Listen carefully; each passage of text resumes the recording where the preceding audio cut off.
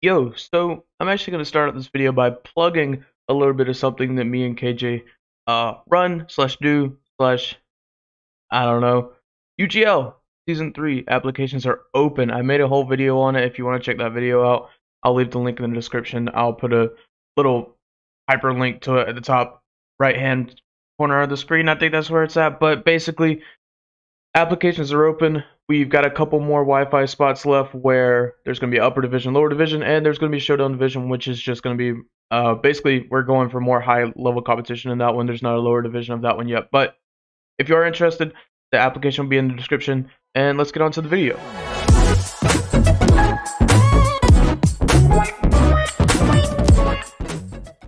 What is going on today, guys? AU here, and today we're bringing you week 7 and 8. I keep forgetting what week we're in BBL. The reason I'm bringing you 2 weeks is because the week this match got played, or actually the week right after this match got played, my computer basically just broke, and I had to order parts to fix that. So in between my computer breaking and the next game, I wasn't able to fix my computer in time to record the video. So I figured I would just put both of these battles into one, since it's been a little bit.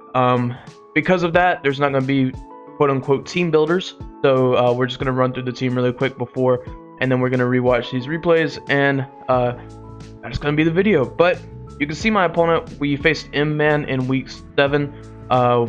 He has a team of Urshifu, Single Strike, Bisharp, Diggersby, Weezing, Galar, Raichu, Vanillix, Chandelure, Arctozolt, Toxapex, Turtonator. You see the 6 that he brought on screen. Pretty much what I expected him to bring. The issue that I was having was I didn't know if he was going to bench Bisharp and bring Weezing, Galar, because Webs really hurt his team. But at the same time, Bisharp was scary because if I got down Webs and he got a Defiant boost, then Sucker Punch kind of bobbed up my team a little bit.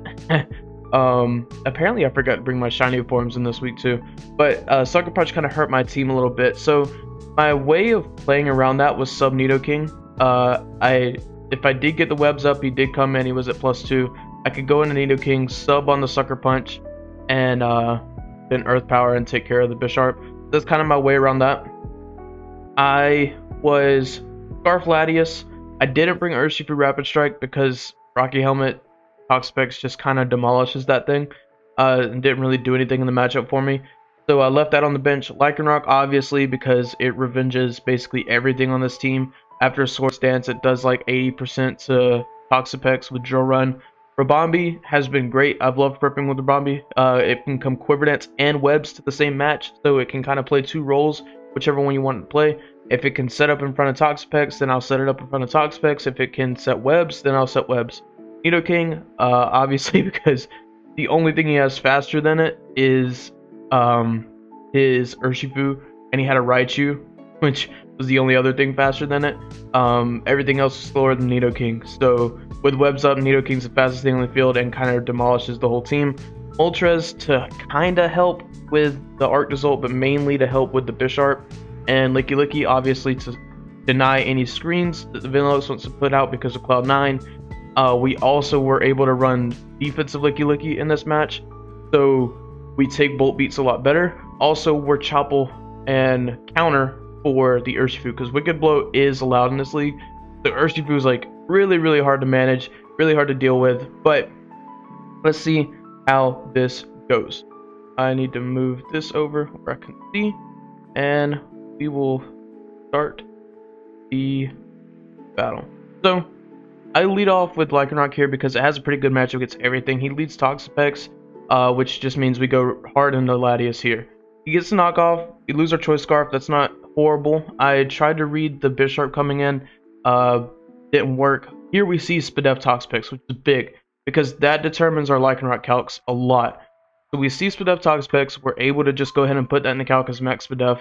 We go into Nidoking here. We decide to sub. I think he goes from knockoff.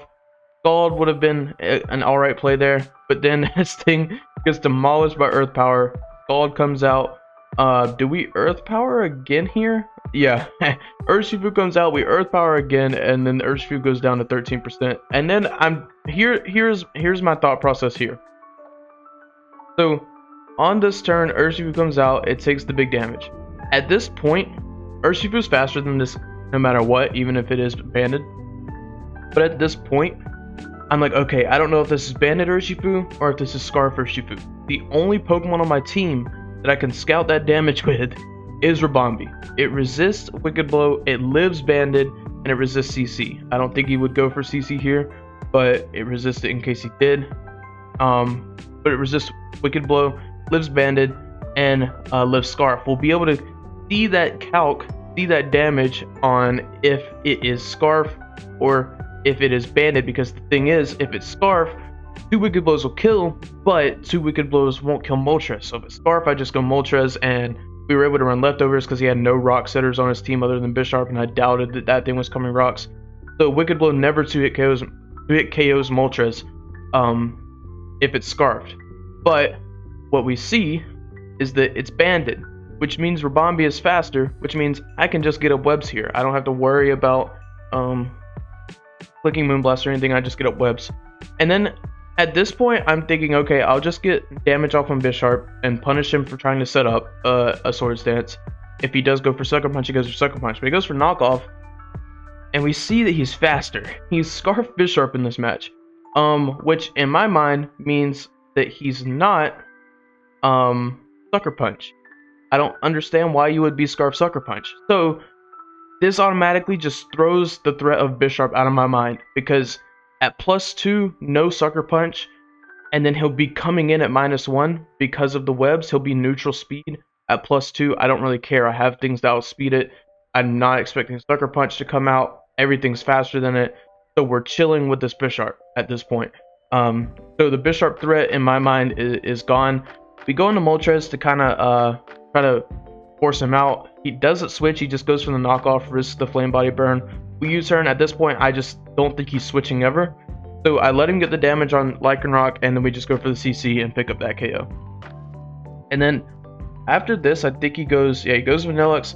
I think I stayed in and I CC'd here. I don't know why I wouldn't. Toxapex comes out. CC in a drill run always kills this.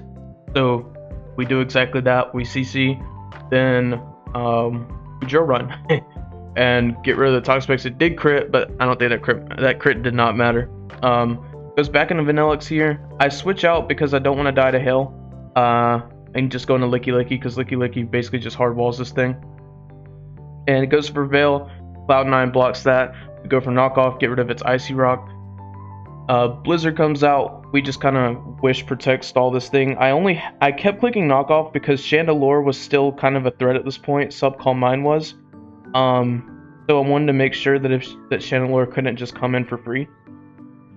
So we kind of just wish and protect here. He's hitting all the Blizzards, even though Blizzard is not 100% accurate because of Cloud9. We get the wish back. I go for the protect there. So Chandelure does come in. But at this point, I'm fine with Licky Licky dying. I just want to make sure that the Chandelure is not in sub range. If the Chandelure gets behind the sub, we're kind of screwed. So we just keep going for knockoff here, and we'll be able to revenge this with Lycanroc here. Here, I had a plan to win this with Lycanroc. Basically, my Latias has Healing Wish. I knew he wasn't going to go for Shadow Ball here, so his best coverage moves are like Psychic and Flamethrower to hit me with. And I know Latias lives the Flamethrower, is faster because it's at -1 speed. And I can Healing Wish into the Lycanroc, get back to full, and then clean up the rest of the game. So that's what I do.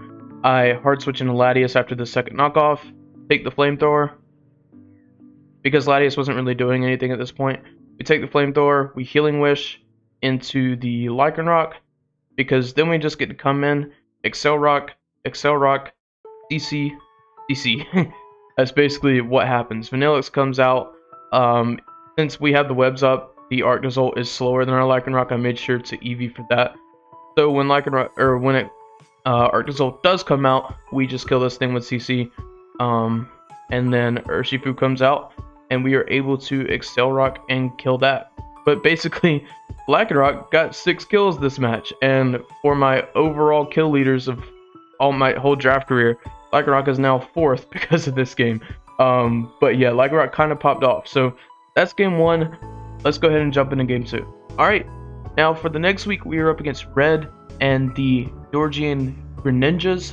Funnily enough, That is where I live, and Greninja is one of my favorite Pokemon. I've actually drafted Greninja a couple of times here recently, and it's pretty good. But the last time I remember looking at this team, I think they had like Dracozolt and things on here with Gigalith. It was actually a really scary team. I was scared of this team. I remember thinking that Licky was going to have to come again because it's another weather team. For some reason, we have faced a rain team, 2 hell teams, now a sand team. We've faced weather after weather this season, and Licky has definitely had its time to shine. But when I looked at the team again, it actually didn't really have a weather aspect anymore outside of Gigalith just setting sand. Nothing abuses it. Nothing really likes it either. Sand is a weird thing on this team. So Licky didn't end up coming. We did bring Urshifu because if you look on the bottom, they have Aegislash, Thundurus, Therian, Gigalith, Comfey, Sceptile, Alakazam, Noivern, Sharpedo, Magmortar, Grapploct. The only thing that resists both of Urshifu's stabs is Noivern, and that thing is frail as all get out. And the only other Surging Strikes resist they have is Sharpedo, and it's weak to CC. I was convinced that Rocky Helmet Ruskin Sharpedo was coming this week. That was the only thing he had to punish Surging Strikes. So I was kind of convinced I was coming. We're bringing a Spadef Latios with just 3 attacks recover, Banded Metagross to revenge the Comfey, the Gigalith, and things like that, the Alakazam. We have a Fizdef Moltres, which we really don't need a bunch of Fizdef for it, just because Sharpedo kind of just kills it anyways. That's the other thing. Sharpedo offensively kind of wrecks this team.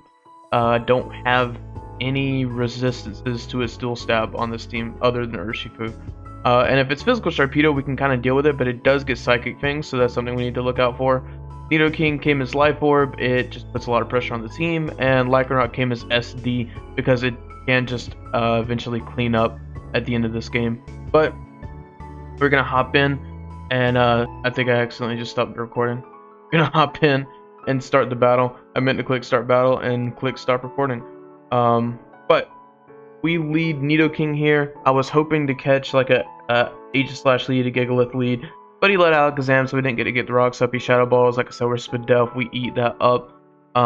Goes for it again. We just Shadow Ball here ourselves. If he got a Spadef drop there, that'd been a little bit annoying. But we would have been able to manage.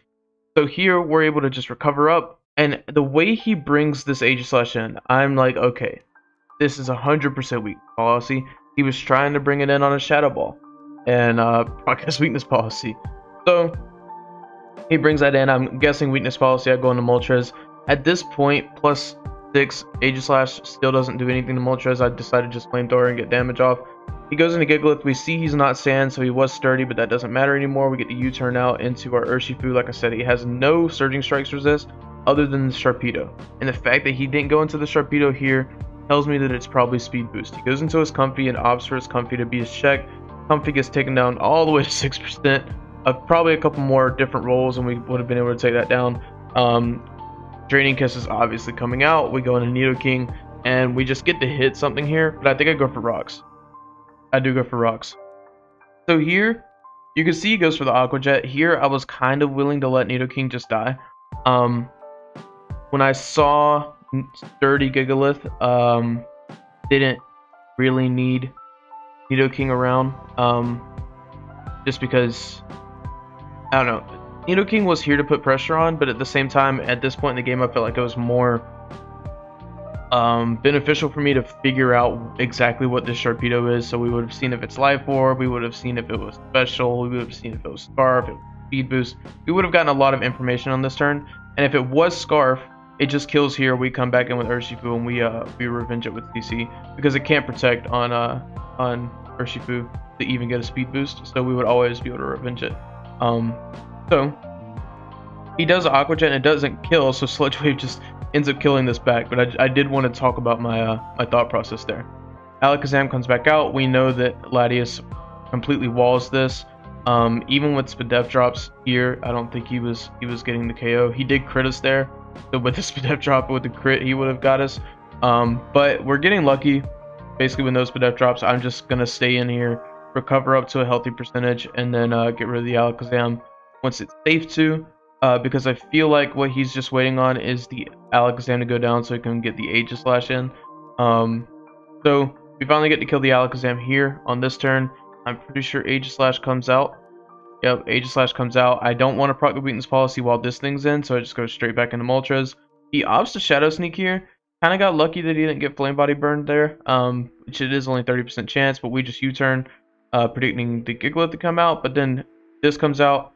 Again, Latias hard walls any kind of special attacker on this team, so we just kind of get to sit here and recover stall. Latias never clicked a stab move in this game. It only clicked Shadow Ball. We did get the Spidef drop there, which was kind of bad for him. He did force him to have to switch out there, but Latias walled that thing to no end, so it was going to get the kill on it eventually anyways. There, oh crap. On that turn, I had a feeling that he was going to go for Explosion. I don't know why I thought that he was going for Explosion there. I thought maybe since he saw that Urshifu was my switch in the last time, and the fact that Urshifu kind of just wins the game at this point, he was kind of trying to bait in that Urshifu go for the Explosion. But I was like, you know what? If he goes for Explosion, I'd rather take that damage on Metagross. And if he goes for some kind of Throat Chop or something, like I guess, you know, that's a good play on him. But we still weren't dying to a Throat Chop anyways. We would always be able to like hit whatever was coming in pretty hard with Meteor Mash or something. So we do go into Metagross on this Explosion. We get the read right on the Explosion. Like I said, I don't know why. I've seen him bring Explosion to a couple games, so I just had a feeling that that was the move that was going to be clicked. This comes back out. We just are able to bullet punch this down. It wasn't Boots. I don't know what that was. Maybe it was Scarf. It didn't seem like it was Specs. Again, hard into Moltres. +6. Aegislash does nothing to this thing, so even if we Flamethrower and he Swords Danced again and lived to Flamethrower in shield form, then, you know, it still wasn't doing anything to us, and Comfy comes out and it can't really touch this Moltres, and we were just able to pick up the win there. But that is what has happened the past 2 weeks in BBL. Yeah, hopefully I am on a new, or back on to a regular recording schedule now that my computer is fixed.